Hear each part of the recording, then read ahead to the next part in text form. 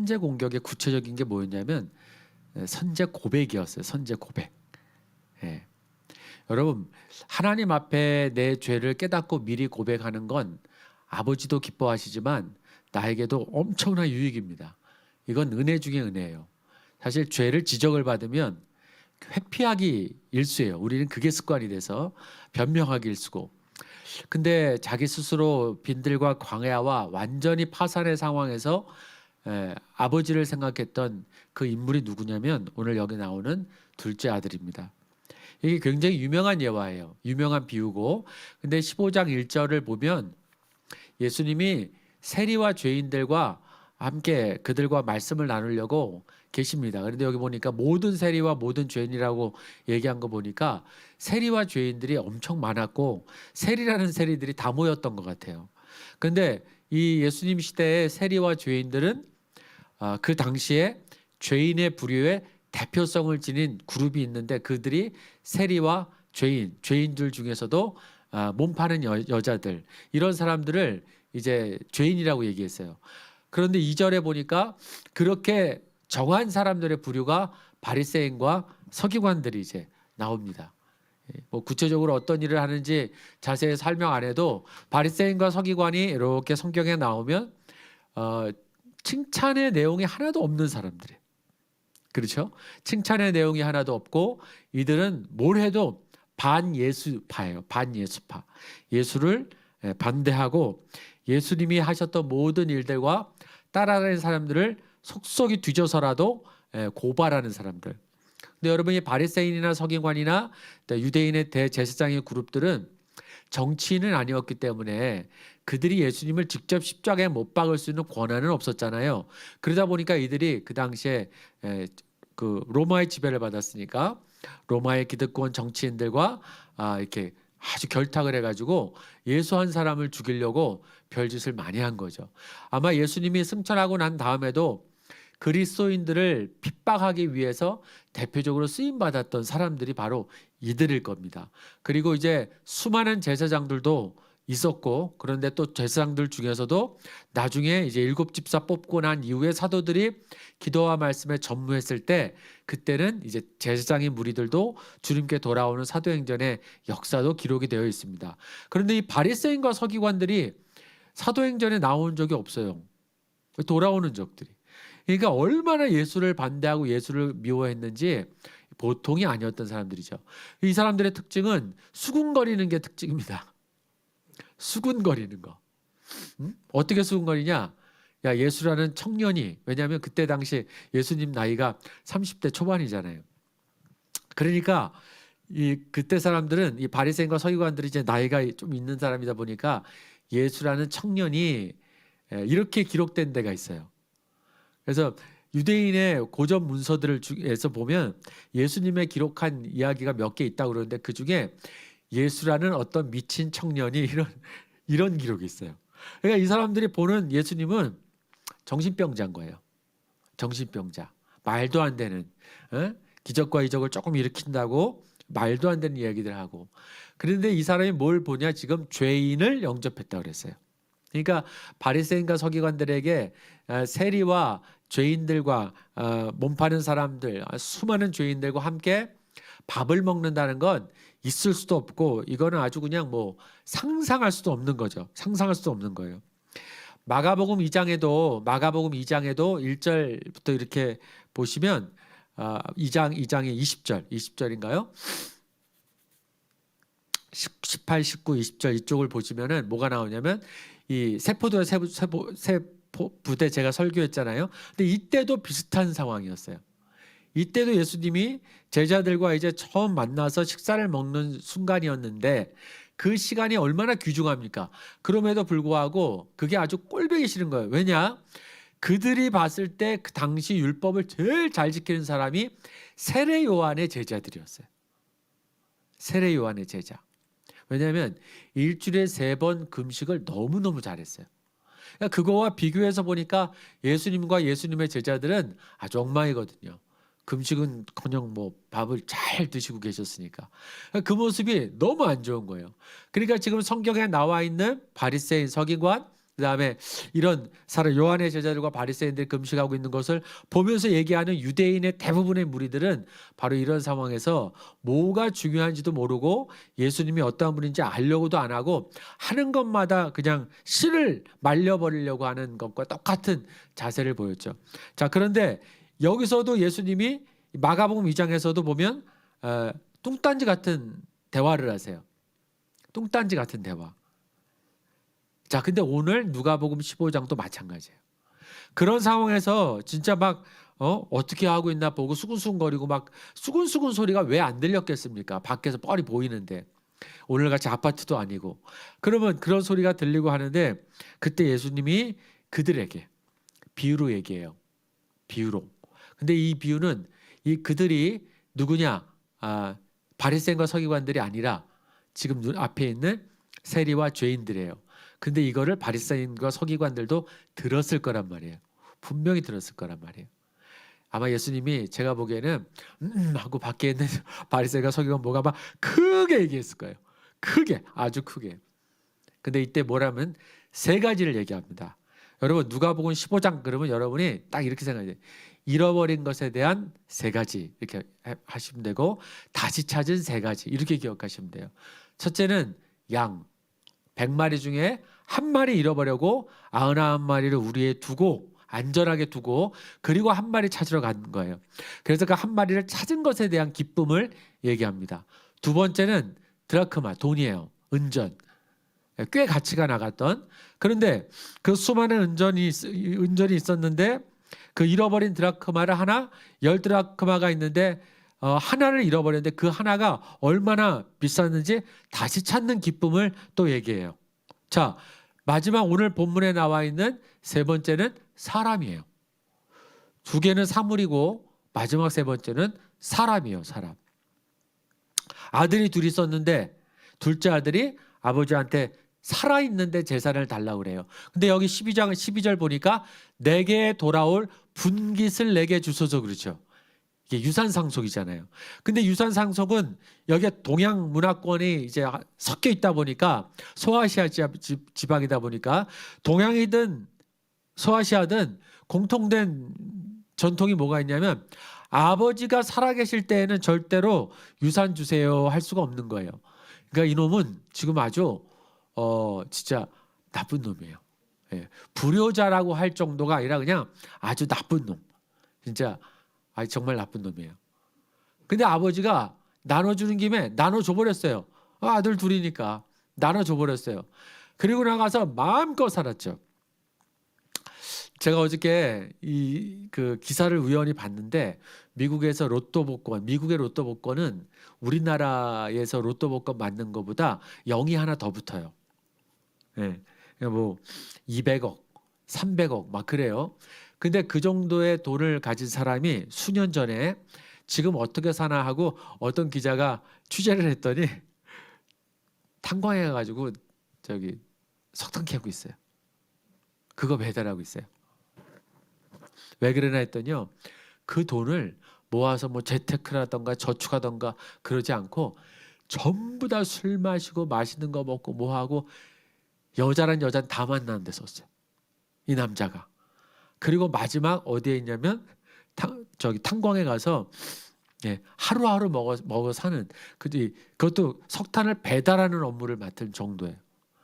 근데 이 사람이 인터뷰를 했더니 후회 안 하냐고 했더니 뭐랬는지 아세요? 후회가 없다. 자기 마음껏 써봐서 후회가 없다.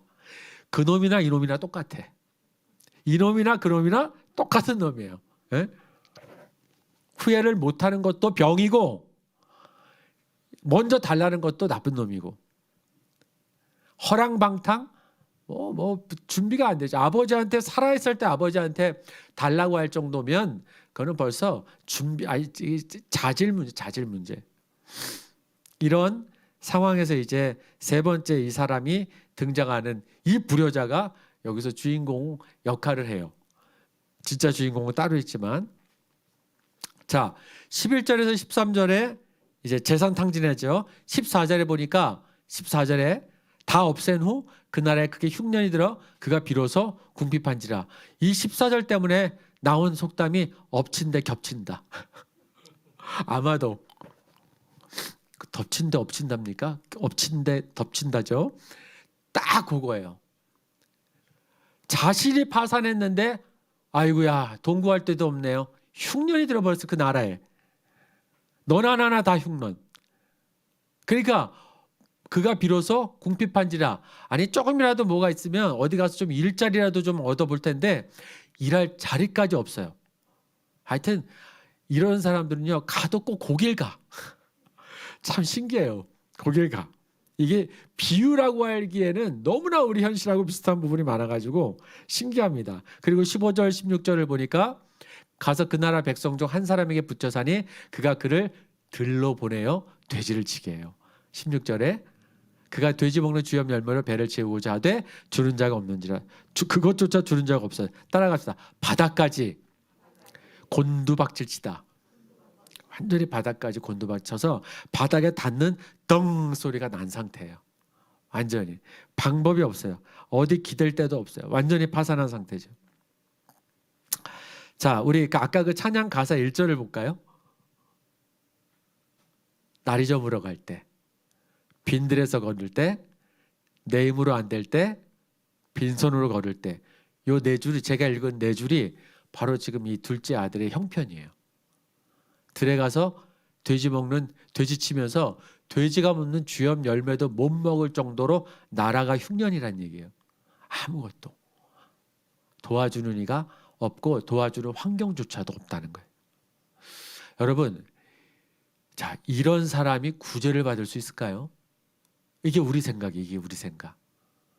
우리가 가지고 있는 상식, 사람이 사람을 향해서 보내는 상식은 쌤통이다. 이유가 있어. 그럴만해. 당연하지. 하고 이렇게 비난하기 마련이에요. 비난하기 마련인데 예수님이 너무나 적나라한 이 현실을 비유로 들면서 그 다음부터 얘기하려는 핵심 메시지가 이제 그 다음부터 나옵니다. 이제 하나님이 그에게 이제 작업을 거시는데 이제 17절 우리가 읽은 17절이 오늘 되게 중요한 구절이에요. 이에 스스로 돌이켜. 따라하겠습니다. 이에 스스로 돌이켜. 여러분 바닥을 치는 것도 어설프게 어려운 거 말고요. 바닥을 쳐보면 아주 좋은 게 두 가지가 있어요. 하나는 힘이 완전히 빠진다는 거예요. 힘이 빠져도 그냥 여러분 낙지나 오징어 이렇게 데치시려고 이렇게 준비하다가 재미로 도마 위에 이렇게 해서 톡 떨어뜨려 보셨어요? 아, 전 해봤어요. 탁. 근데 진짜 얘가 살아있던 죽어있던 떨어질 땐 푸드덕 그냥 이렇게 떨어져요. 죽은 거 뭐 이루 말할 수도 없죠. 근데 그 떨어질 때 보면 진짜 그 소리가 너무 리얼해요. 이거 한번 해볼 수도 없고 이거 그냥. 근데 이 친구가 바로 그런 상황이에요. 근데 바닥을 딱 치면 에너지가 빠지면서 생각나는 게 가장 좋았던 때가 한번 생각이 나는 거예요. 바로 그때가. 그러니까 하나님이 어떤 신비한 생각을 우리에게 주시는 게 아니라 우리가 아무리 죄악의 길로 가도 가만 보면 우리로 하여금 하나님과의 한 번 만났던 소중한 경험을 그거 하나는 하나님이 우리 속에서 잊어먹지 않도록 우리를 창조하신 것 같아요. 나도 살아본 경험해 보면 바닥을 칠 만큼 어려울 때 가만 보면 내 에너지도 빠져서 아무 데도 기댈 데도 없는데 가만히 보면 누가 생각나기도 하고 도와줬던 사람이 생각나고 그때가 생각나고 다시 그때로 돌아가고 싶은 때가 생각이 나요. 여러분 그 가능성이 은혜입니다. 이 가능성을 놓치면 안 되는 거예요. 근데 예수님이 지금 이야기하시는 이 과정에 17절에 이에 스스로 돌이키는 장면을 보여주시는 거예요. 그리고 이 아들이 생각을 하는데 저 오늘 이 예와 가지고 설교 엄청 많이 했는데도 오늘 신기하게 본 구절이 하나 있어요. 단어가. 내 아버지에게는 양식이 많다라고 난 읽었거든요. 그동안에. 근데 다시 보니까 양식이 풍족한 품꾼이 많다라고 본 거예요. 그죠? 자세히 보세요. 내 아버지에게는 양식이 풍족한 품꾼이 얼마나 많으냐. 그러니까 나도 가서 아들이라 일컫지는 못하니까 18절에 나도 내 죄를 아니까 아예 내가 그냥 가서 아버지께 스스로 셀프 디스하면서 19절에 그냥 나를 그 일꾼 중에 하나로만 써주세요라고 얘기하려고 그 아버지를 생각한 거예요. 그러니까 아버지가 생각나긴 했는데 미안하기도 하고 그 미안함과 민망을 가려서 아버지한테 진짜 그 아버지 내 아버지인 것을 알면서도 아버지라 부르지 못하는 이건 홍길동도 아니고 모두 아닌 그런 상황에 지금 놓여 있는 둘째 아들이에요. 근데 우리가 사실상 그런 일이 많잖아요. 자식 만약에 저도 그런 성도들 많이 만나봤는데 자식을 낳지 못하다가 나에게 아이를 주면 이 아이를 하나님께 바치겠습니다. 그럼 내가 그래요. 아니 당신이 가지 왜 애가 가냐고. 당신이 나가야지 왜 애를 보내냐고. 당신이 한나냐고. 그런 기도하지 말라고 그러는데 얼마나 간절하면 그렇게 하겠어요. 얼마나 간절하면. 일종의 협상이에요. 이것도. 협상. 그러니까 이게 자신이 스스로 돌이켜서 아버지밖에 내가 맞아도 좋고 아버지 죽어도 좋으니까 아버지 손에 죽자 하고 가면 되는데 그래도 살아야겠으니 지금 비교해 보니까 내가 미안해서 아버지 아들이라고는 못하니 나를 품꾼으로 해서 월급 받는 종으로 들어가겠다. 이렇게 얘기를 해요. 사실 이게 부끄러운 우리 모습이에요. 부끄러운 우리들의 모습.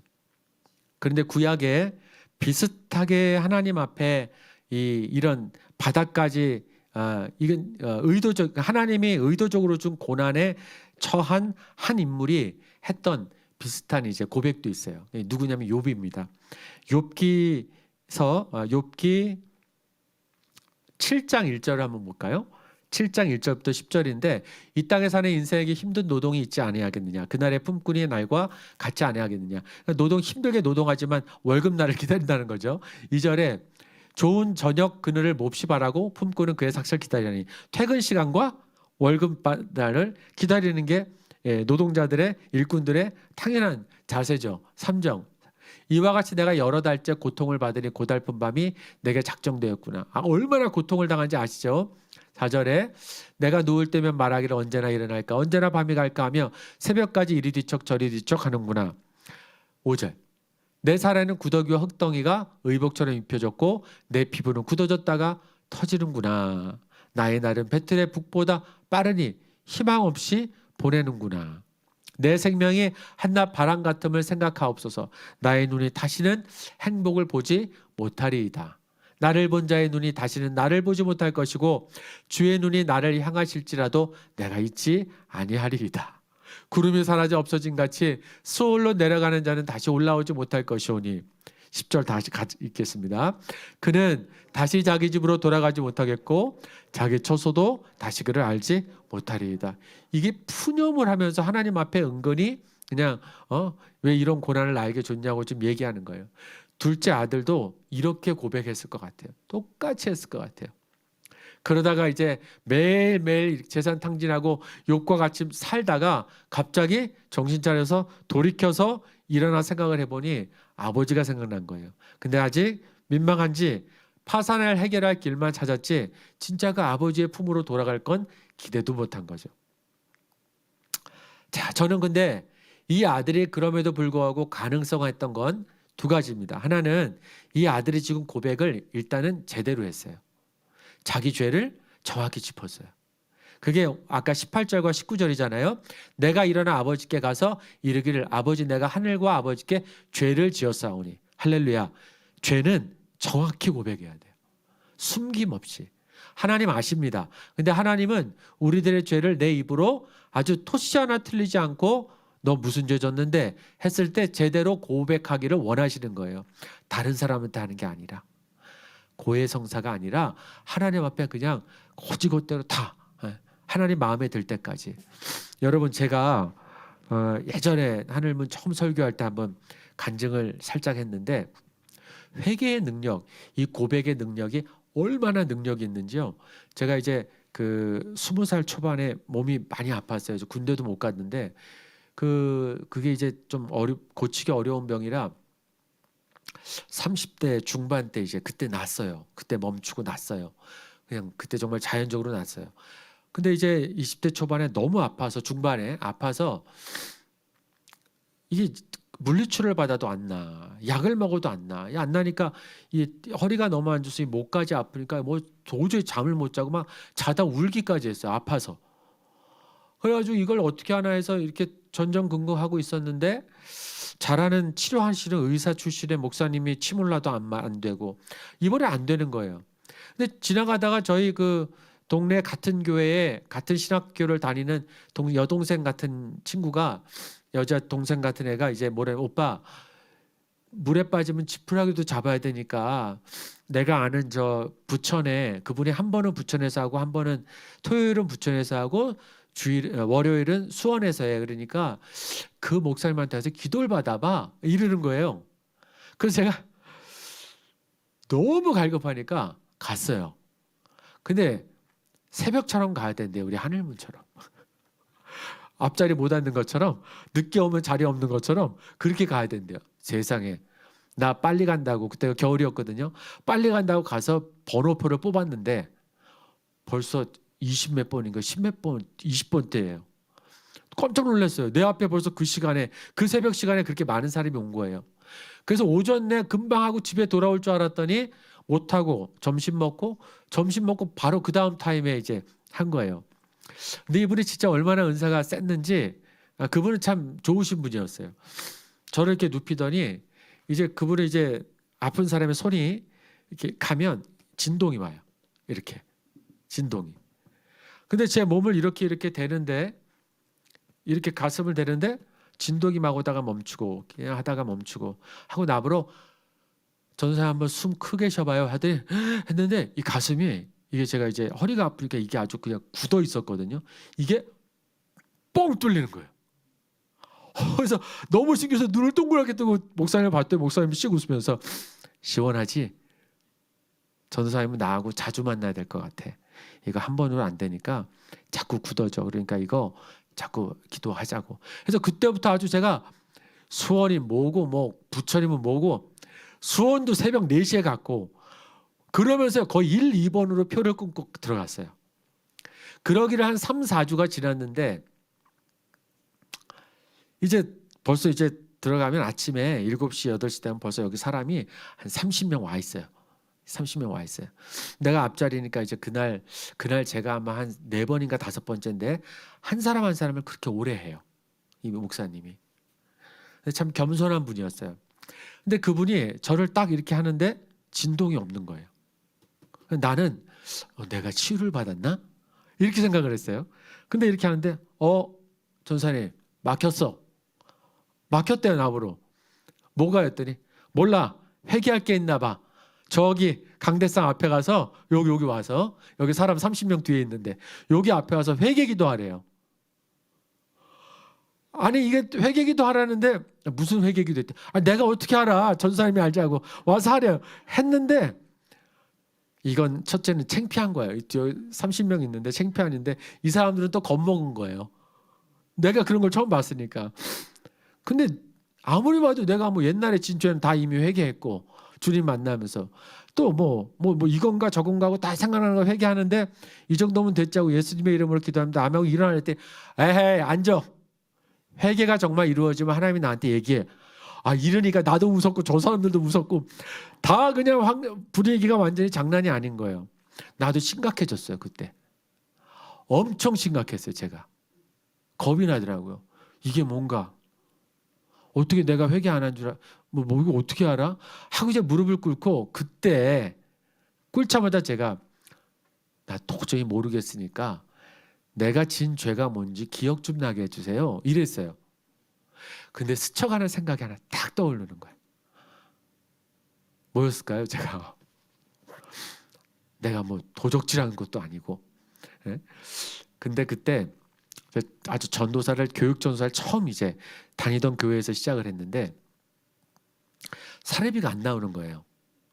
그때 사례비가 제가 40만 원이었는데 그러니까 신학생으로 부모님한테 손은 못 빌리고 이제 등록금은 지원을 받았는데 용돈이 너무 없으니까 안 되잖아요.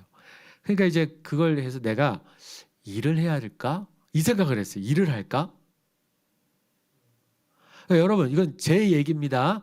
뭐 전도사님, 목사님도 일하는 게 문제라는 게 아니라 저한테만 국한된 거예요. 근데 그때 일을 해야 될까? 이거를 하나님이 싫어하시나? 하고 제가 그때 하나님, 나 일 안 할게요. 그냥 전도사 충실하게 교회 사역만 할게요. 죄송합니다. 예수님의 이름으로 기도하였습니다. 아멘하고 마음속으로 이렇게 했는데 목사님이 됐어. 일로 와, 뚫렸어. 이러는 거예요. 다시 놀랬잖아요. 이 사람들 다 놀래고 나도 놀래고. 그리고 와서 이렇게 하는데 그때부터 진동, 이렇게 아픈데 뭐가 안 된다고 그러면서 하는 말이 자기 모회계에서 저한테 이분도 궁금한 거예요. 그래서 내가 아니 뭐 내가 기도 끝난 줄 아시는 양반이 뭐 하나님이 안 가르치세요 했더니 여러분 우리 하나님은 우리가 회개한 것에 대해서 기억도 아니하시고 미가서에 보면은 던지죠. 그리고 동의서에서 뭔 것처럼 내 죄가를 지워지고 기억지 아니하신다 그랬죠. 그 진리입니다. 이렇게 치유와 예언과 막 투시의 능력까지 있는 목사님인데 내가 무슨 간음죄 졌어요? 내가 무슨 살인죄 졌냐고요. 내가 얘기를 안 했더니 하나님이 안 가르쳐 주는 건 죽었다 깨도 안 가르쳐 줘. 딱 그러시는 거예요. 그때 제가 얘기하려다가 너무 놀란 게 나는 성실하게 힘을 다해서 회개한 것 같지 않은데 내 입으로 정확히 고백했을 때 용서해 주시는구나. 두 번째, 기억하지 않는구나. 이 아들이 하나님 앞에 구원을 받을 수 있는 나는 유일한 길은 스스로 돌이킬 수 있도록 성령이 도와주셨다는 것이고, 두 번째는 그 입으로 내가 하늘과 아버지께 죄를 지었습니다라고 얘기하려고 이미 모범 답안을 준비하고 있었다는 거예요. 이제 그 아들에게 하나님이 나타나셨는데 이미 상거가 먼데, 거리가 먼데 아버지께 돌아가려고 그러는데 아버지가 이미 집 밖에서 그 아들 벌써 보이자마자 와서 그 더러운 아들 안고 목을 안고 입을 맞췄어요. 이빨도 안 닦은 돼지하고 놀다 온 이 냄새나는 인간. 근데 그 아들이라고 그 아들을 먹여서 뭐 가락지 끼고 옷 갈아입히고 죽다 살아온 이 아들이 이제 어떻게 살아야 되느냐 하는 거예요. 그게 2절 가사인 것 같아요. 우리 날이 저물어 갈 때 2절 가사 보면 우리 모인 이곳에 주님 함께 하시네. 적은 떡과 물고기 누리네 아버지 은혜 적은 떡과 물고기 내 모든 것 드릴 때 모두 고백해 여호와 이래. 이 아들은요 이제 이 고백하면서 살았을 거예요. 안 그럴 수 없죠. 안 그럴 수 없죠. 두 번 다시 재산 받을 생각도 못하는 것이고 이제 그 아버지와 함께 있는 그 자체가 그에게 가장 큰 부유함과 내가 부자라는 거 그거를 다시 한번 회복시켜 주셨다라는 겁니다. 여러분 우리는 예수 믿고 고난의 깊이에 들어가요. 예수 믿고 더 잘 되는 거 아닙니다. 정말 예수 믿고 정말 잘 된다는 건 우리의 신분이 변화됐다는 거죠. 천국 소망과 천국을 소유했다는 거예요. 너희가 먼저 그의 나라와 그의 일을 구하라. 그럼 이 모든 것을 다 주신다고 그랬는데 마태복음 6장 마지막 절도 자세히 보시면 너희가 먼저 그의 나라와 그의 의를 구하라. 그리하면 이 모든 것을 더하신다 해서 이 모든 것에 우리가 솔직히 많은 마음이 뺏겼죠. 그런데 그게 아니에요. 하나님이 어디까지 주시느냐가 거기서 결정나는 거예요. 하나님이 계신 그 나라를 통째로 줘버리신다는 거예요. 그러니까 이 모든 것 정도는 사실 내 생각과 내가 기대하는 시간에 오지 않을 뿐이지 하나님은 우리가 하나님의 나라를 구하면 그 나라를 주시겠다고 지금 약속해 주시는 거예요. 할렐루야. 우리 푸른 교회가 가지고 있는 것은 하나님의 나라밖에 없습니다. 네. 이 교회가 돈이 얼마나 됩니까? 우린 돈은 모르겠고 우리 하나님의 나라를 가지고 있다고 딱 그렇게 얘기하세요. 그게 우리의 재산 목록이에요. 그러니까 이게 사실 이 모든 것을 너에게 더하신다는 건 이건 보너스고 사실은 그의 나라와 의를 구하면 그거 준다는 거예요. 그러니 하나님의 통치, 하나님이 우리와 함께 있는 것이 아주 우리가 이 연단을 이길 수 있는 힘이 되고 유일한 길이 된다는 겁니다. 여러분 연단이 올 때 걱정 안 됩니까? 안 되는 게 바보죠.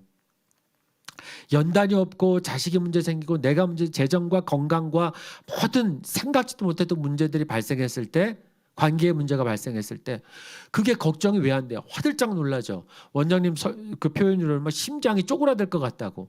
당연해요. 당연해요. 그거를 모면해 주시는 하나님이 아니에요. 그건 버텨야 돼요. 버티고 가야 돼요.